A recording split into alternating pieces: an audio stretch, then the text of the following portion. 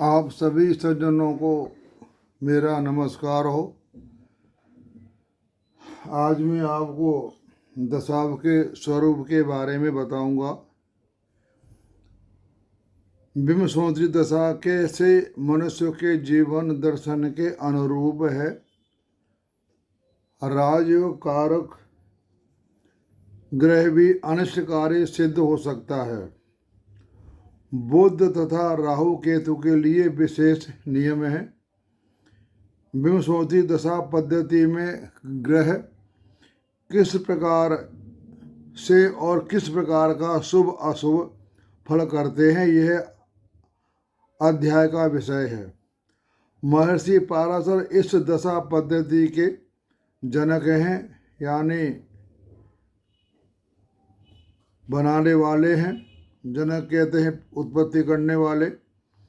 इस सर्वोत्तम दशा पद्धति की विशेषता यह है कि नैसर्गिक है और ग्रहों का रूप ऐसा पेश करते हैं जो मनुष्यों के रूपों अर्थात जीवन दर्शन से बिल्कुल मिलता है। ये मैंने आपके सामने बना रखा है। 12 राशियों के ग्रहों के बारे में, कौन सा ग्रह किसके लिए पापी कहा जाता है, तो मैं पहले आपको पढ़ के बता देता हूँ, फिर आपको मैं ये सारी बातें बताऊंगा प्रैक्टिकल करके। संसार में कुछ ऐसे लोग हैं जो सदा सज्जनता का व्यवहार करते हैं, चाहे आप उनसे दुष्टता का व्यवहार करें। ऐसे कम ही लोग हैं जो जन्म कुंडली के त्रिकोण भाव के स्वामी जैसे सज्जनों का प्रतिनिधित्व करते हैं। ज्योतिष का यह सिद्धांत है कि त्रिकोण भाव के स्वामी नैसर्गिक पापी ग्रह ही क्यों न हो, वे सदा शुभ फल करते हैं, परंतु इससे विरुद्ध कुछ ऐसा भी लोग हैं जो सदा दुष्ट ही रहते हैं। चाहे आप उनसे कितने ही शिष्टता से पेश आओ, ऐसे दुर्जनों का प्रतिनिधित्व जन्म कुंडली में 3, 6, 8 और 11 भावों के स्वामी करते हैं। इन भावों के स्वामियों को ज्योतिष पाप की संज्ञा देता है। कुछ ऐसे ही संसार में पापी लोग हैं जिनको यदि उत्तरदायित्व दिया जाए तो पापी नहीं रहते। अपने पापी स्वभाव को छोड़कर धर्म पर चलने को उद्यत हो जाते हैं। ऐसे लोग प्रतिनिधित्व जन्म कुंडली में केंद्र भावों अर्थात 1, 4, 7 तथा दशम के स्वामी पापी ग्रह करते हैं। इसी प्रकार कुछ ऐसे भी नेक लोग हैं जिन्होंने पूर्व जीवन में सदाचार और नैतिकता का प्रमाण पेश किया, परंतु जब उनकी जिम्मेदारी का काम दिया गया तो अपनी नैतिकता और शुभता को छोड़ बैठे। इस प्रकार से बदल जाने वाले प्रतिनिधित्व केंद्रों के स्वामी नैसर्गिक शुभ ग्रह करते हैं। संसार में कुछ ऐसे लोग भी हैं जो अवसरवादी हैं, हवा का रुख देखकर बात करते हैं। यदि ये नेक आदमियों में रहें तो नेक हो जाते हैं और यदि दुष्ट आदमियों में रहें तो दुष्ट। ये काम है बुध का और राहु केतु का।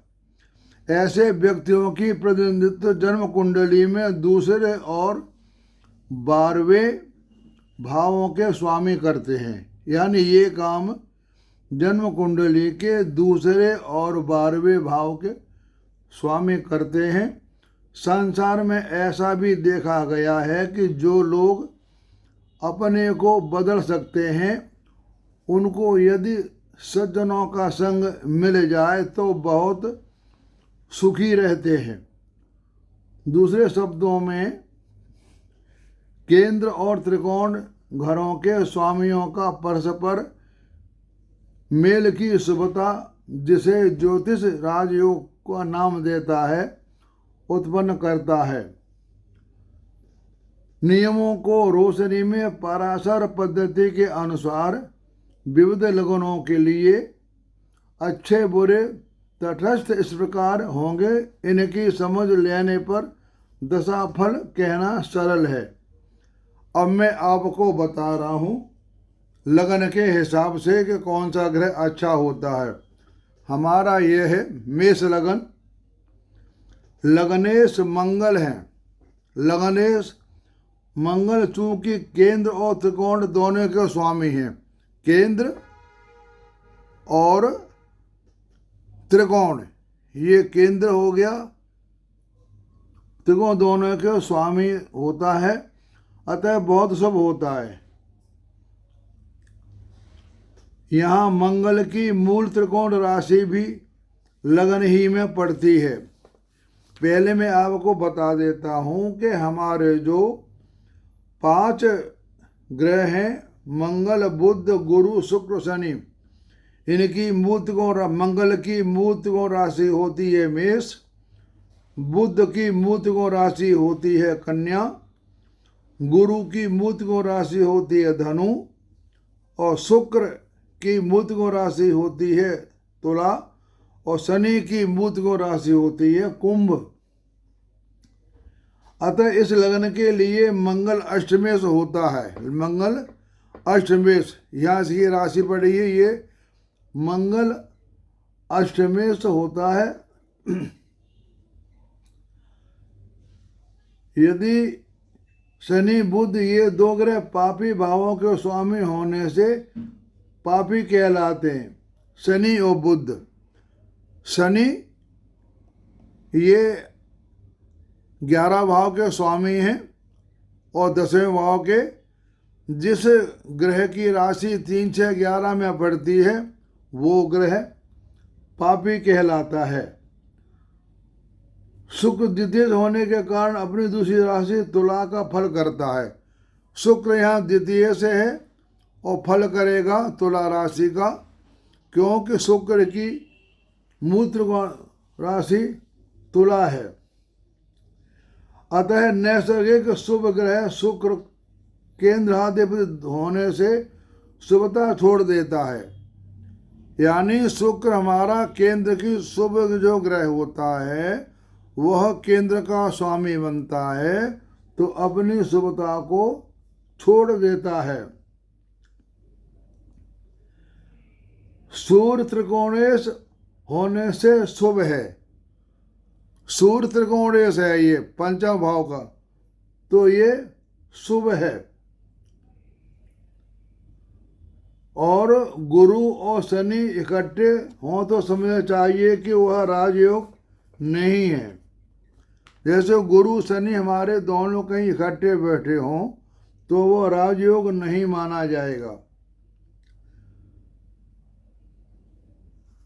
गुरु तो शुभ है, गुरु त्रिकोण का स्वामी है और 12 भाव का स्वामी है।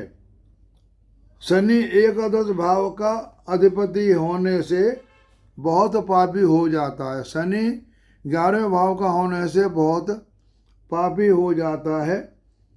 शनि की लगन वालों के लिए मार्ग प्राप्त सिद्ध होता है। यानी मेष लगन के लिए शुक्र शनि बुध ये पापी ग्रह कहे जाते हैं। अब चलते हम वृष राशि पर। वृष राशि के लिए गुरु चंद्र और शुक्र ये इसके लिए पापी ग्रह माने जाते हैं, क्योंकि गुरु पापी घरों का स्वामी होने से, गुरु पापी घरों का स्वामी है।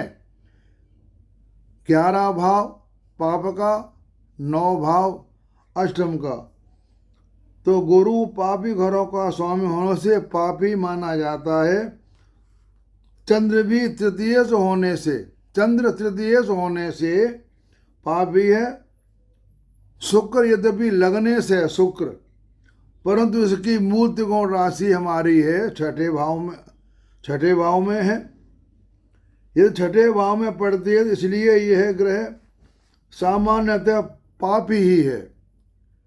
जिसकी मूर्ति को राशि 3, 6, 11 में पड़ी हो एक राशि, वह ग्रह पापी ही माना जाता है।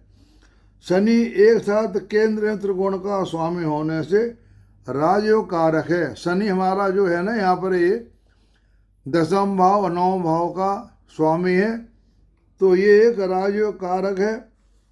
पापी सूर्य केंद्र से होने के कारण शुभ है। पापी सूर्य यह हमारा सूर्य, पापी सूर्य केंद्र से होने से कारण शुभ है।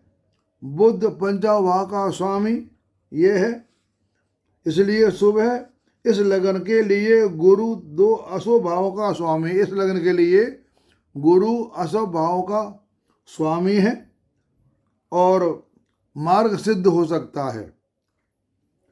मंगल भी द्वादशेष सप्तमेश होने के कारण मार्ग सिद्ध हो जाता। मार्ग जो हमारा मंगल है वह द्वादशेष का स्वामी है और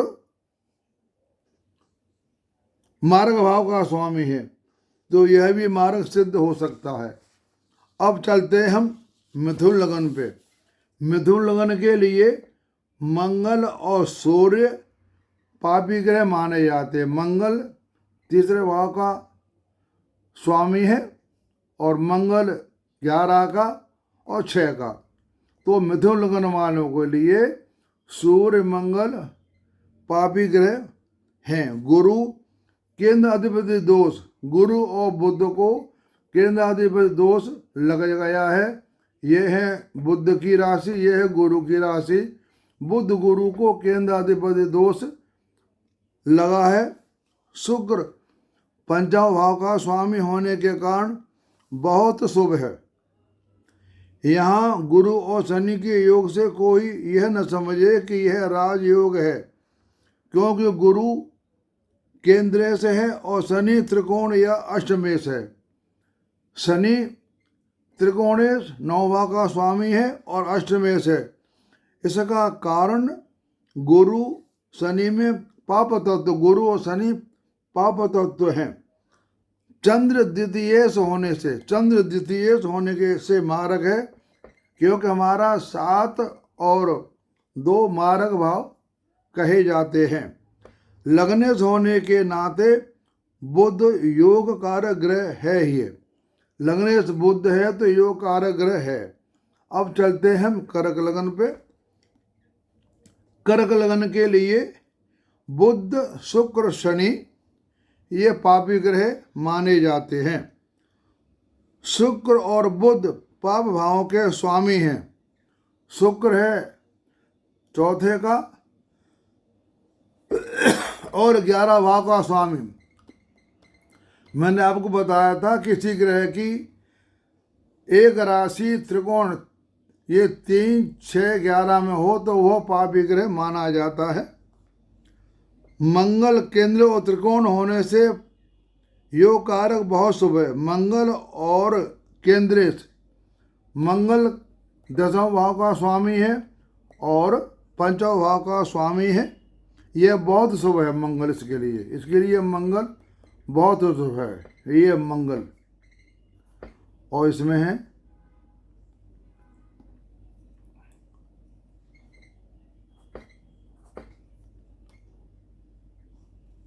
चंद्रमा भी इसी कारण से लगन केंद्र भी और त्रिकोण भी योग कारक। चंद्रमा इसी कारण से लगन, चंद्रमा लगन में है, ये चंद्र राशि है। चंद्रमा की लगन, लगन और त्रिकोण में लगन आ गया आपका, योग कारक है। और गुरु यद्यपि षष्ठे से, गुरु हमारा षष्ठे से है परंतु शुभ ग्रह है और नवमेश भी है। गुरु हमारा षष्ठेश भी है और नवमेश भी है, अतः कुछ शुभ है, पूरा शुभ नहीं है, क्योंकि 6ठे भाव का स्वामी है। मतलब ये आधा काम करेगा आपका। एक राशि त्रिकोण 9वें भाव के एक गए 6ठे में, ये अपना फल आधा करेगा। शनि सप्तमेश और अष्टमेश होने से मारक है। शनि हमारा सप्तमेश और अष्टमेश, ये अष्टमेश पापी हो गया, सप्तमेश हमारा मारक भाव है। सूर्य यदि ग्रहों आदि से योग करता है तो शुभ, नहीं तो मारक है। अब चलते हैं सिंह लगन पे। सिंह लगन के लिए बुध शुक्र शनि पापी ग्रह कहलाता है। बुध शुक्र और शनि अशुभ हैं।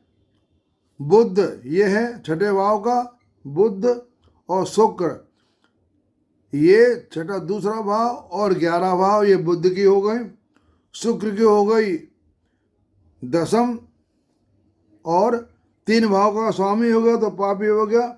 मंगल केंद्र त्रिकोण से होकर योग कारक ग्रह मुख्य रूप से 5वां भाव का फल करने वाला शुभ ग्रह है। इसके लिए मंगल ग्रह बहुत शुभ है।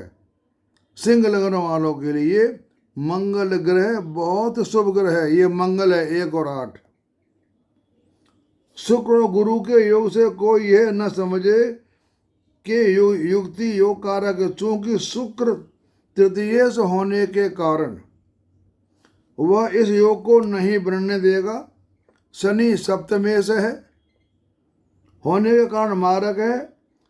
चंद्र यदि शुभ ग्रहों के साथ संबंध है, ये बाद की बात है, ये ग्रह हमारे शुभ ग्रहों से संबंध है तो शुभ अन्यथा अशुभ फल करता है।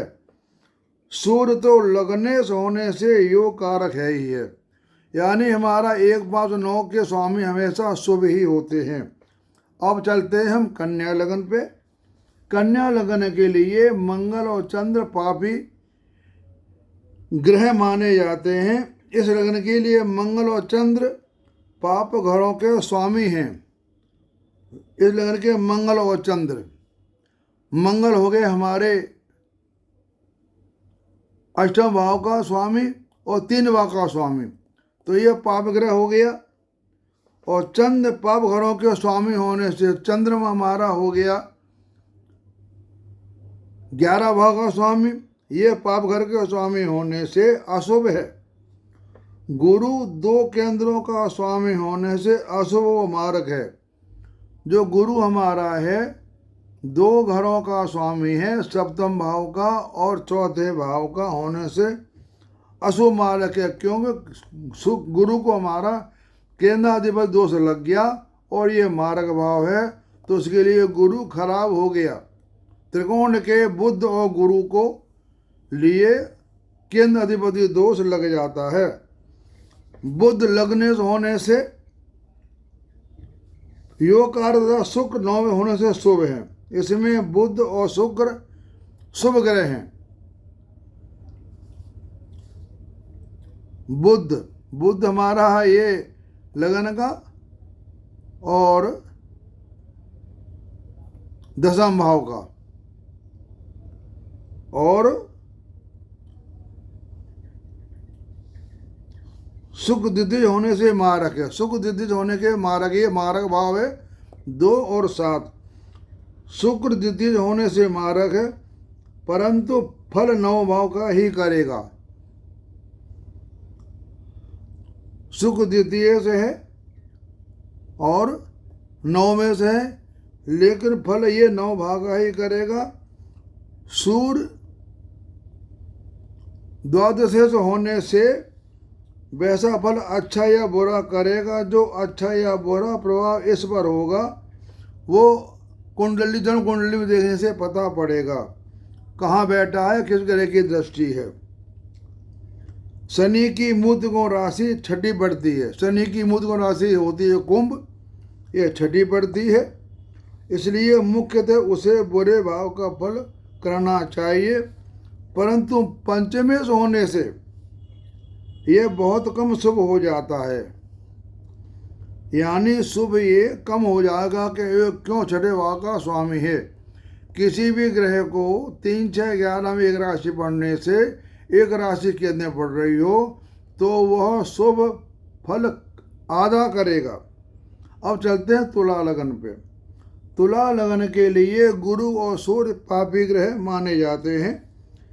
इस लगन के लिए गुरु और सूर्य पाप स्थानों के स्वामी हैं।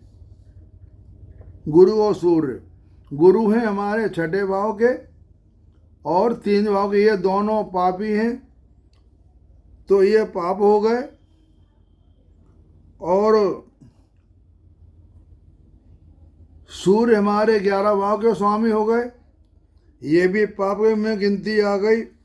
महर्षियों ने मंगल को पापी माना है, परंतु यह बहुत कम पापी है, क्योंकि नैसर्गिक पापी होकर केंद्र से है। मंगल केंद्र से है, ये सप्तम भाव मार्गशीर्ष भाव का स्वामी है। शनि केंद्र त्रिकोण का एकला स्वामी है। शनि हमारा है केंद्र और त्रिकोण का स्वामी है, इसलिए ये योग कारक है। ये हमारा, इसके लिए शनि योग कारक है। जहाँ मैं टिक मार रहा हूँ वो ग्रह आपके लिए योग कारक है। बुध 9 में होने से शुभ ही है। बुध हमारा 9 में से शुभ है। यदि चंद्रमा और बुध दोनों कहीं बैठे हों तो कुंडली के हिसाब से उसका हिसाब देखा जाता है।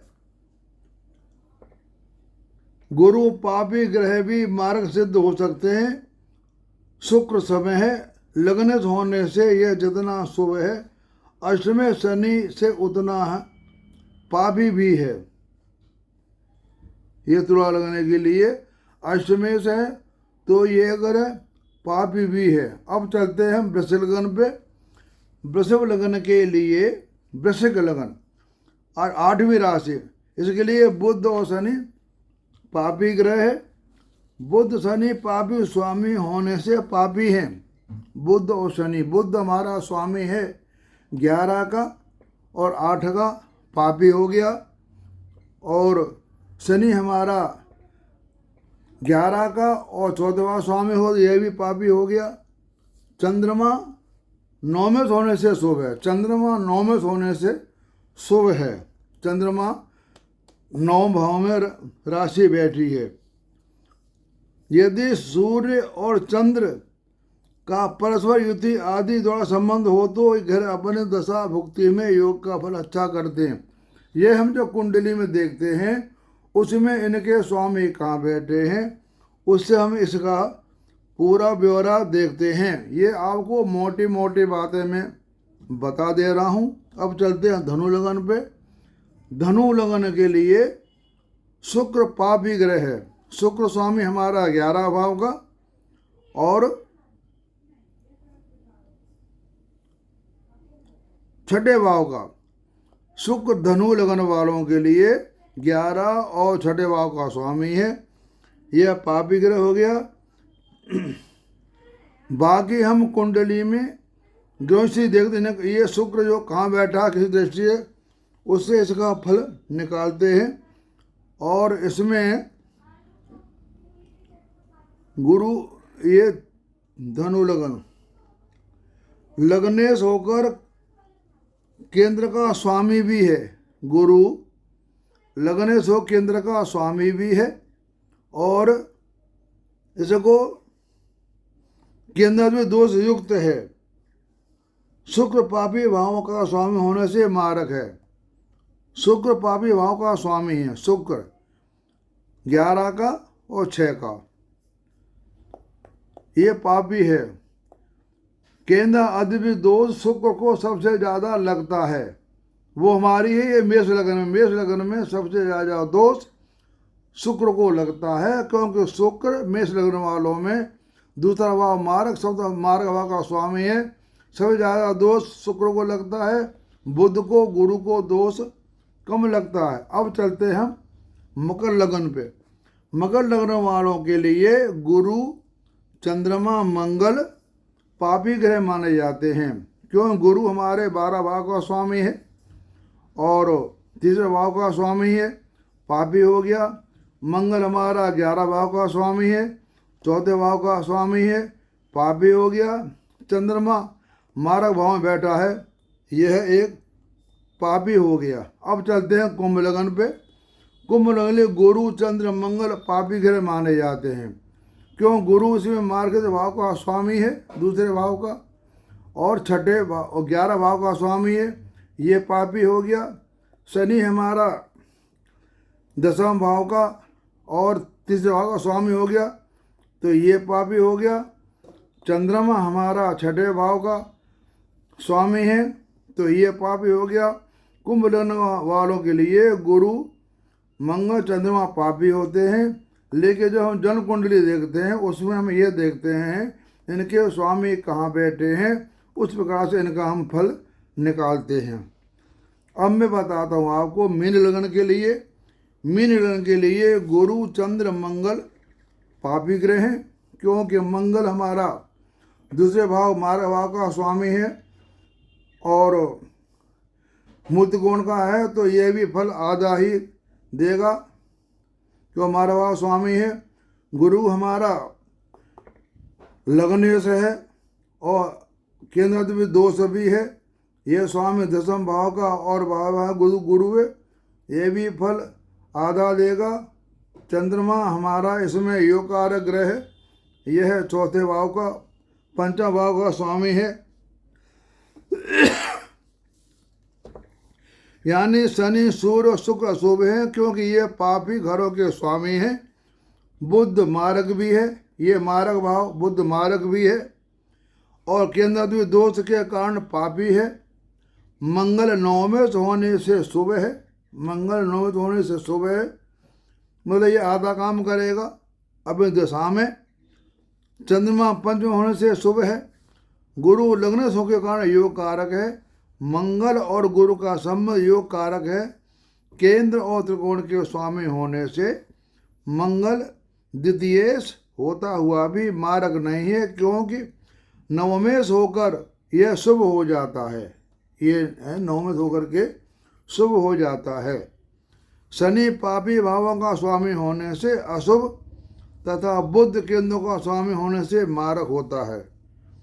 तो यह मैंने आपको 12 भावों के बारे में बात बता दी। ज्योतिष शास्त्र में जो चंद्र आदि योगों का वर्णन है, उनका फल उन योग में हिस्सा लेने वाले ग्रहों के बलाबल अनुसार होता है। ये मैंने आपको बता दिया। जो कुंडली हम देखते हैं तो उसमें ग्रहों का बल देखते हैं, उसी अनुसार हम फल देते हैं। मकर लगन में सूर्य को 8वें भाव का दोष नहीं लगता है, तो मैंने आपको यह दशा का स्वरूप बता दिया। 12 लगनों के हिसाब में कौन ग्रह पापी होता है, कौन राजयोग कारक होता है, ये मैंने आपको सारी बातें बता दी। फिर जब हमारे सामने कुंडली होती है, उन ग्रह वो ग्रह के स्वामी कहाँ बैठे हैं, किसे संबंध बना रहे हैं, कौन देख रहा, उसी से उनका हम फल दशाओं में लगाते हैं। आपकी मेरी वीडियो ये कैसी लगी, आप मुझे डिस्क में जा कर के पूछ सकते हैं। जो मुझे जितना आ रहा है, ज्योतिष की गहराई की कोई सीमा नहीं है। एक बार सोचते हैं, दूसरी बात मन में आ जाती है। तो इस तरह से मैं आपको सारी बातें बताता रहूँगा। आपको मेरी वीडियो सुननी है तो लाइक करें और सब्सक्राइब करें, तो आपके व्हाट्सएप पे मेरी जो भी वीडियो बनाऊँगा आपको मिलती रहेगी।